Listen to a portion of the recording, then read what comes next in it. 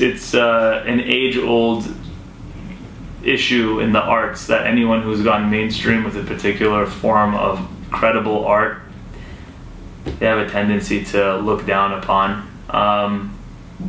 But I don't see it that way. I think that there's some art that, I'll give you a great example. Sia collaborated with Flo Rida.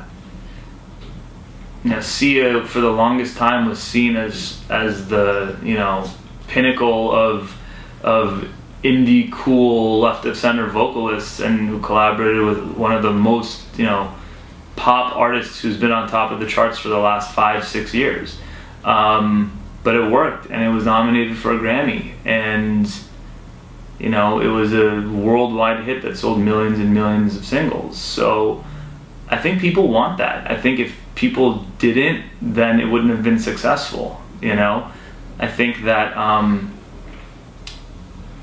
what's in the mainstream is always influenced by what's in the underground and in the undercurrent, and there's always going to be a point where stuff that's in the underground breaks through and everyone hears about it and it becomes mainstream. It happened that way with dubstep, and the biggest introduction to dubstep a few years ago in the music community was a Britney Spears song.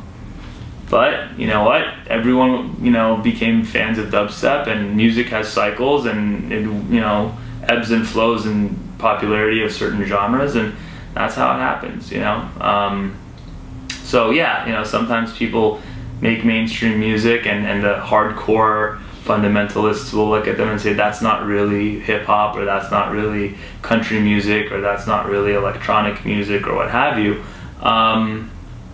But I will admit that there's some artists that probably take advantage of that a little bit more than others, and there's some artists that do an incredible job of maintaining their credibility even when they come year after year after year with hit records. I think David Guetta is a great example. He's one of our clients, and David has this amazing ability to make massive records that are also credible at the same time. They're well written, they're well produced, and they're not cheesy.